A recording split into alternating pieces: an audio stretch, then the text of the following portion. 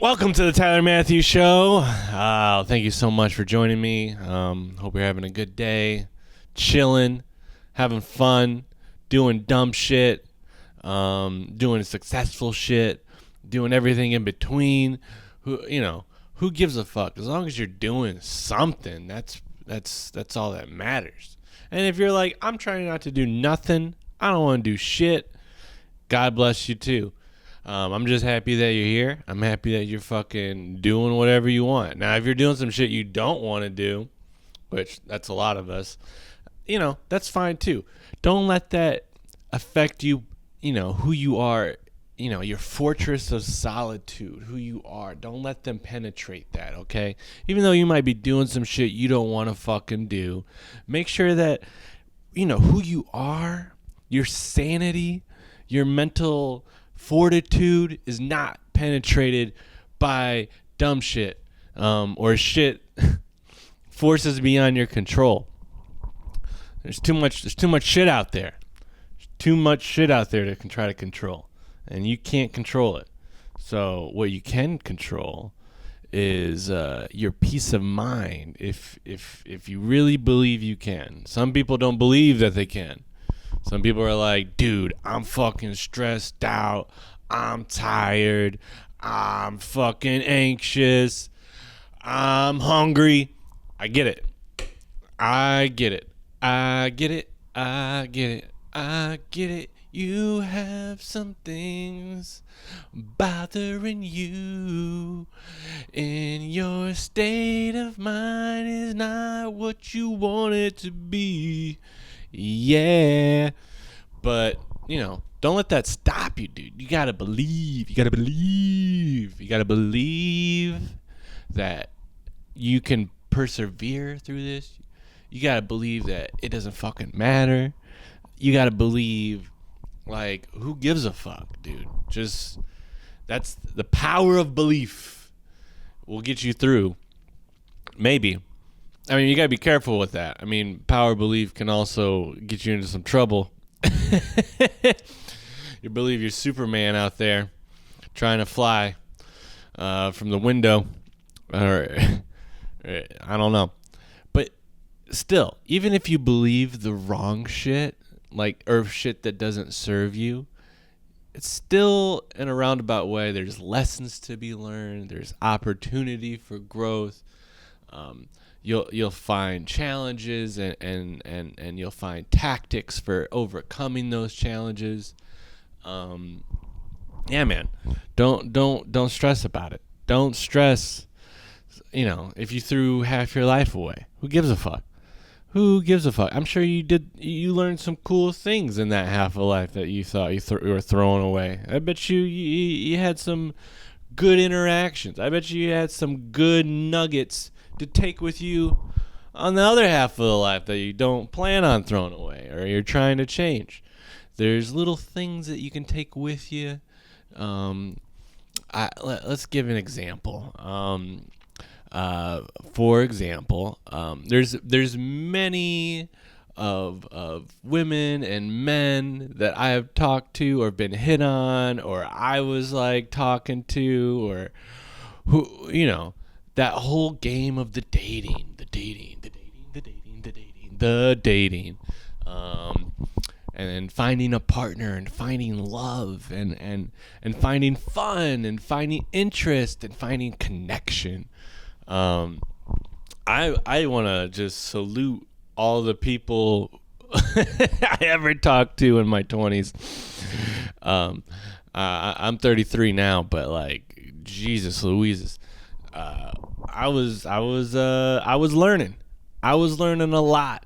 I had a long journey to learn too. I've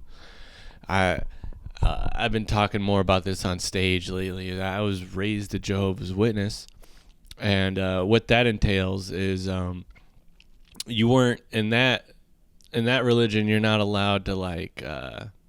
First off, let me also say I took the rules super seriously. I got in when I was like 5. I thought it was life or death. I think about like 16, I started like, all right, I like some shit that they don't approve. I'm not getting their stamp of approval on things that I want to do and who I want to be. But from like 5 to like 16, and even then, like even the rest of the teenage years, still kind of lingered in the back of my mind, but it wasn't as pertinent. And honestly, I wish I was who I was in my later teens when I was like, super young, because I thought it was super fucking serious. One of the big hiccups for me, I mean, there's a lot of hiccups in that religion, let me tell you. But I think one of the main pressing ones was that I liked women a lot. If I was like adolescents, I liked other, girls I went to school with and girls in the congregation. And I just fancied me some female energy, and I wanted, any person wants to fucking date and have a girlfriend, or whatever, have a partner, have a friend, have a guy in their life. They want to have a guy. They want to be like, oh yeah, it's my guy. Me and my boyfriend are going to go do that thing together. And it is fucking cool. And it's fucking awesome. And oh my God, it's so cool. I was trying to get some of that. And the Jehovah's Witnesses, or the J-Wubs, as I like to call them, for abbreviation, the J-Wubs they didn't look too highly at casual dating and casual partnership. They what they preach is that that kind of stuff, dating and getting to know someone and kissing and blah blah, that's all interjectory to a marriage. So basically, if you were just, oh, blah blah blah is talking to blah blah blah, oh, look at blah blah blah talk to blah blah blah, oh, that was frowned upon. And they would be like, hey, do you plan on marrying blah, blah, blah? Are you super serious about blah? Are you ready to spend the rest of your life or eternity with blah, blah, blah? And, that was disheartening to me. So I took that super seriously. So I had this burning urge in me to like, to have, young romance and to be out there and have fun and have someone to call my own. But I had to go through fucking hula hoops to realize that was bullshit. And then after I found it was bullshit, jumping into the world after that, it was hard. It was like, okay, now we're no longer a weirdo. How do we start, how do we start talking? How do we start getting out there? How do we start making friends who don't think weirdo thoughts? How do we like transcend this momentary bullshit of time? And once again, it wasn't bullshit. I learned a lot while I was a kid. There's unique experiences that I got. Obviously, I'm not afraid to talk to any strangers door to door. They beat that out of me, that knocking on doors and talking to strangers young, and there's a lot of public speaking involved. It gave me a lot of those tools that I still, resonate with today. However, the talking to women, being comfortable around, someone that you like, that kind of stuff did not come easy to me. Plus, I got a little, I got the touch of the anxious. I got a little anxious. I get a little anxious still, So, that was just a big culmination of what the fuck. And I had to fucking learn a lot. I had to, practice, I had to be an asshole and not realize I was being an asshole, then learn that I was being an asshole. I had to,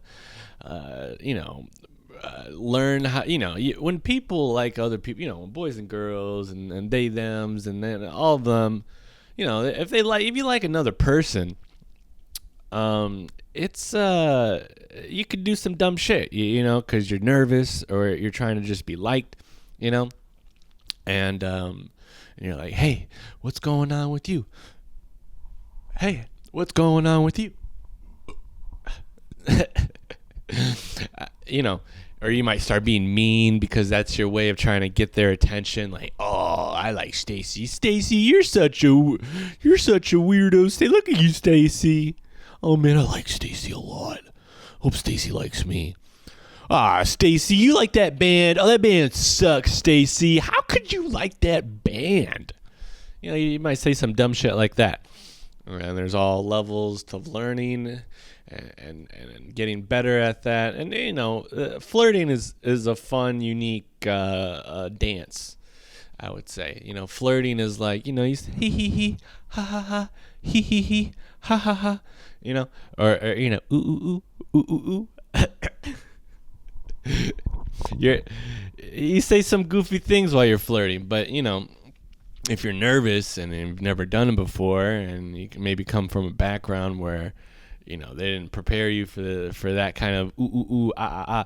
Yeah, flirting was like definitely frowned upon when I was like, you know, and also once again, I'm taking these regulations of the J-Wubs full to heart. There was plenty of kids my same age who were like, whatever, you know, like they were the smart kids, and unfortunately they were too smart for their own good, because, you know, they went and, you know, had a lot of fun and maybe, you know, wasn't ready for some of the consequences of all that fun. Me being a scared little biatch, I highly did not want anything bad to happen or anything bad to happen to me, which, you know, that kind of served me in a way, but it didn't allow me to be free. You want to be free. You want to flap the birdie wings and go, caw. Oh, man. I remember doing this little dance right here. I remember I joined choir in my school. I think it was like 6th grade. The only fucking reason why I joined choir was because I really liked this girl. I think her name was like Christina or something. Yeah, I really like this girl named Christina, and I was like, man, I just want to be around her, dude. I just want to be around her. I just want some more Christina time in my life. But I was bumping heads with like what I should be doing, what I shouldn't be doing, and so all that did was just make one goofy, nervous fucking choir guy in school. And I remember to join choir, they tell you if you're, you know, an alto or a soprano or whatever. I don't know if that's so funny that soprano might be a choir thing, and also the Italian Mob from a hit show from HBO, or a mob family anyway. Wilder.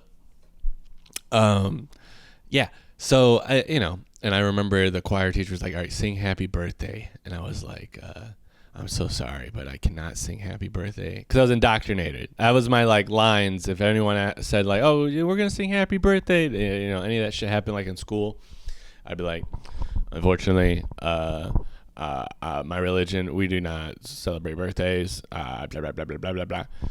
I remember being jarring because it was the first time like I got.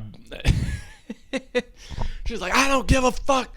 Sing happy motherfucking birthday," and she's like, "You're not singing it to anybody. You're just singing the words so I can hear what kind of fucking voice you have."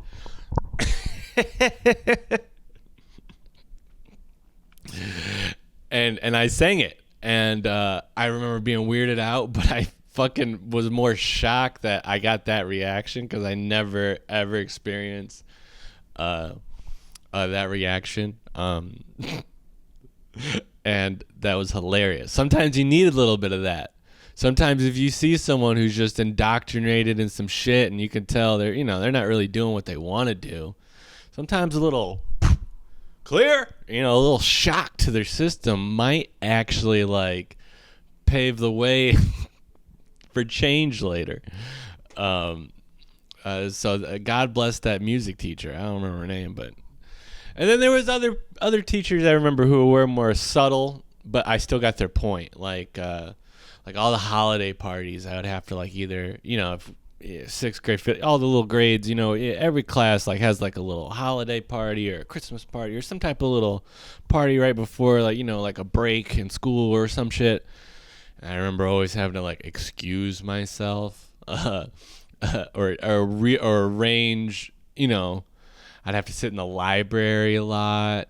Like if they were playing, I remember one time they were playing like a Valentine's movie for Valentine's Day, and everyone had candy and were giving cards to each other.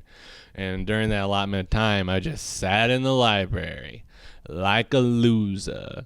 And I wasn't too sad about it, though, to be honest, at the time. At the time, I thought I was just, this is what you got to do. I just had fun in the library. If you can have fun, I read books or whatever I did in the library, and then some teachers would be like, "Here, I know that you can't celebrate the Halloween party, but just think of this as like a fall festive, a fall.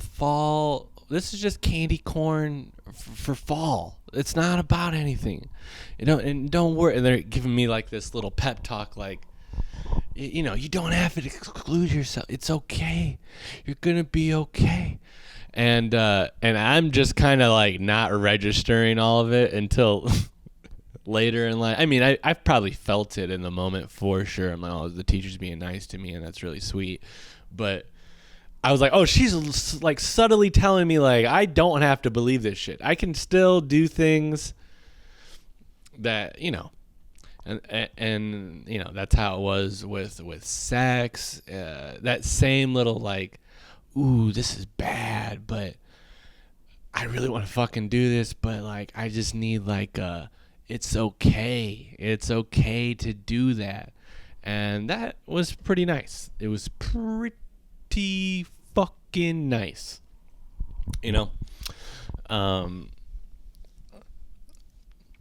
Like if I very few met people who would just outrightly call it bullshit in front of my face, though. Like that was kind of where most people were respectful when I was a kid of the religious views I was indoctrinated with.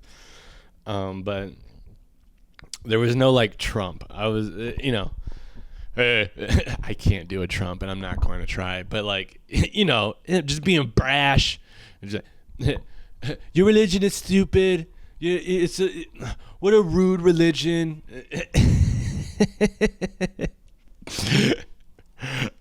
I got very few of that. Very few. That more happened maybe a couple times knocking on people's doors. People come like, what the fuck is this? You're in some bullshit. Kid, you don't even realize. Welcome to the real world, baby.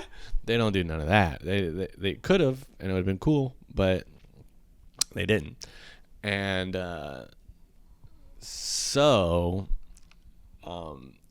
but that would have been nice a little bit more. Now that in hindsight, I don't know, or maybe it would have propelled me the other way. I'm not sure, but I do respect that those value sets, those principles of just like, I don't know. Last night I saw Trump talk to like, I don't know, the Black People Convention. I don't know what it was, and I only watched like 3 minutes of it. And I think because someone sent me a clip of him like tightening like the moderator's water bottle, which, yeah, I don't know. I don't have any. It's wild how brash that guy can be. I know that it's like that's almost hack at this point, but he still drops like new material all the time to digest, and and somehow it enters my universe, and I like laughing at politics from afar anyway. That's, if anything, that still lingers from the Jehovah's Witness days. I think it's still they don't vote, and there's a bunch of Bible text scriptures that I remember where they're like, hey, this shit doesn't matter, Jesus said his kingdom's not of this world, it's of the spiritual world, man. So I still adopt a lot of that. Like, I don't get too involved in politics. I still pay attention. People would probably be more upset if they found out I didn't vote, but I don't. I got registered to vote one time, and I thought I was going to vote for Bernie, but the Democrats fucking slaughtered him before he even got to the primary of New York. So I couldn't even... By the time he came to New York, it was already official. Hillary was the fucking candidate, and it was like, well, why even go vote now? Like, the one time I got juiced up to fucking do this shit, and I thought it was going to matter, it did not fucking matter. I guess what matters more is more like your local people. I think I think that does matter. I just I don't know. That's not how I plan to influence my local community. My local community, I'm just nice to my neighbors. I know my people. I fucking, I go do comedy in New York. I fucking, I'm out there. I'm being impactful. I use my time that I could be researching local candidates and getting out and meeting local folks. Instead, I'm super busy doing comedy and fucking working and podding and editing. Editing's a fucking bitch, but it's fun. It can be fun. It's a lot of fun, but it's time consuming. And so, that's just... I just haven't felt a calling to do that. Maybe someday when I'm older, I'll care a little bit more, but not right now. For now, I definitely like laughing at more bigger politicians from afar. I find it very theatrical. I know that it affects a lot of people's lives, and a lot of people, have negative affects towards politicians, and they get really upset, or they get really upset about policy or America policy, and I get it. I feel you. I empathize 1,000%. I just don't... It doesn't pull at me the same way, like... it doesn't pull at me the same way like it does others. I find it more comedically entertaining, and I love it for that. And speaking of which, so Trump was talking last night to... I don't know what it was. I should probably, once again, learn the... all I know is it's like... it was a convention and everyone was black there, and they were like... The opening question was like, you said some racist shit. You said some fucked up shit about black people. How can black people trust you, Donald Trump, to have their best interests at heart? If, why do they deserve your vote? And he just was like, what a nasty question. Dude, he just didn't answer question, just fired away, just fucking talking shit to that moderator. And then he pointed at other people who were on the stage who were reporters too, and he was like, I like this lady over here. She knows that she's not a fake journalist like you. Yeah, we had disagreements, but she wasn't nasty. Why are you nasty? And I'm like, dude, just as a comedian, just to go in a room and just not give a fuck. And it might be definitely somewhat delusional by his part, but sometimes it takes a necessary delusion just to have integrity to... I'm not saying he has integrity, but what I'm seeing him do, and then what I want in my life, that's what we do. We project what we want from others, and we figure out what we want. You see someone running down the street on, jogging or whatever, and you go, man, I should go jogging. Or you have some type of internal projection about what you're seeing. You're like, damn, Or you're like, fuck jogging. Jogging is stupid. I ain't going fucking jogging. Look at her. Why would I go jogging? Why would I ever jog? No, I don't want to jog. I want to walk.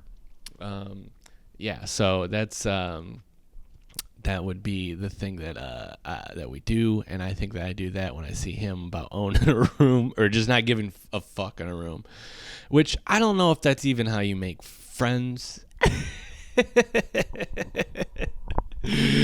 I don't know. I mean, I guess your friends are rooting you on if they believe your same beliefs, I guess. Maybe that's not the best way to connect. I felt that last night when I was at the mic I was at. I went to an open mic that was down the street from my apartment. Never been to this particular place ever, but I have always seen it, and I was kind of excited to go. And I walk in, and dude, I just felt the energy just switch. I was the only cis heterosexual white male there. And I felt it. They were like looking at me and they're like, what is he doing here?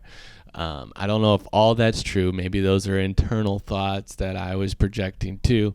But however, there was a unique energy in the room, and I was for sure the only white straight dude there. Maybe there was one other, but you know, and I felt the need to assimilate. I felt I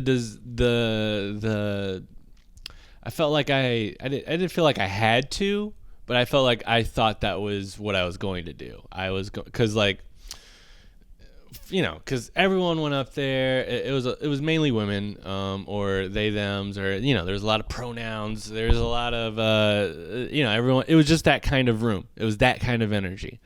And usually I come in with a hot, fucking hoo-wah, that's my energy sometimes on stage. Just a ha, hoo-ha, hoo-ha, ha, ha, ha, ha, ha. And, some of those folks in that room might have a little PTSD from that kind of energy. That was maybe the same energy their dad hit them with or whatever. But I'm trying to balance, like, the need for connection, while I'm doing comedy, with also like some type of integrity to me, not like bullshitting myself. For example, they said for some reason someone there has like a Sex in the City podcast, and she was cool or whatever. She was fine. But everyone else was like watching Sex in the City, and then they were like, all right, before you start doing your comedy, you have to say like which Sex in the City character you are. And I have no fucking clue. But I didn't want to be like, I don't have any fucking clue. I didn't want to just like go up there and shit on Sex in the City in front of them, because I didn't feel like the need to do that. And two, I don't know. I did have a name in mind of, there's like a guy on Sex and the City who was also in Dune. I think his name's in the show he's named Trey McDougal. His real name is like, I can't remember his real name, but I had to like Google it, because I was like, all right, I'm gonna say that I like Trey, and that Trey's my character, and like he's just so hot. I thought it was more funny for me to do something like that, like an over-exaggerated, but they probably didn't know. It was more ambiguous probably to them. They're like, oh, maybe he's bisexual. Oh, maybe he just is just goofing. But, they all were like, yeah, Trey's hot. Trey's hot. Yeah, he is hot. Yeah.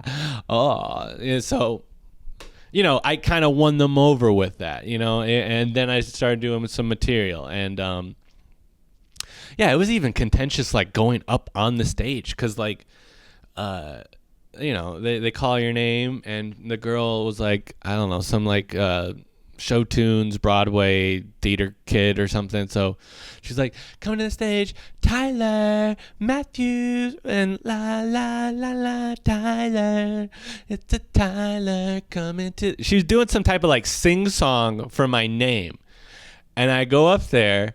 And I just kind of yes and it. I was like, I started singing the same tune. She was the same beat, same rhythm. Oh yeah, I'm on stage now. La la la la la. And she's like, no, this is a solo act. I didn't ask for a duo. Like, she has a microphone so she can talk just as much as I can. And I'm like, dude, off the bat, you're gonna be like fucking low key hazing me, you know? But once again, I just kind of stuck to my guns about the Sex and the City, and then I just rolled that into my material that I wanted to try, where I talked about Jehovah's Witnesses, and I did my Jehovah's Witness jokes, and Jehovah's Witness stuff. Like, it's hard when you, it's such a unique niche thing, and also it's like, you know, people. What I've learned is like all the different categories of groups of people, for the most part, are go, ooh, you know, like, it's interesting, and also there's no real hard feelings against it, you know. And also they kind of realize it's not my choice. This is something that happened to me that I'm kind of just talking about. So I'm free to explore, you know, all the different angles of that, and kind of be as contentious or toxic or whatever the fuck, whatever energy I want to really give, and make that my vehicle. So that's what my plan was, and that's what I did, and it was successful. I got a lot of laughs. It was a lot of good times, but, you know, at the same time, I'm like, dude, I didn't do what Trump did. If Trump went up there, it's making stupid. All of you guys are lame, you know, like, and I'm not even thinking, like, I don't think they're lame. I don't think they're stupid. I just think that they're just this niche group, and they were also a little weary of me, and they wanted to low key, like, you know, baptize me in their shit, for their approval. And I'm not saying they all wanted that. I'm just saying that was the energy I felt, and I had to make choices, and the choices that I made were to, like, low key assimilate, and then roll it into what I really wanted to be talking about, and being myself. But, you know, there was only one black guy there. He was a gay black dude, and he was like, I don't watch Sex and the City, and they were like, boo, boo. They were all fucking hazing him, and but he stuck to his guns, and you know, he talked about his own material, but, you know, he I don't know, with identity stuff, you know, he stayed true to himself. He did do jokes after that, you know, and he wasn't being a total dick about the sex, you know, he didn't, like. But, you know, he got more of a pass, and I did like that. I was like, oh, I like that he just didn't give a fuck about what everyone was doing in the room. He kind of just said no, and just did his shit. And you know, and then Trump is like an insane version of that, of course. And so, I don't know. Once again, I don't know if that's how you make friends or not, though. I don't know if that's how maybe not genuine friends, but that's not. I felt like I won, though. I felt like I won,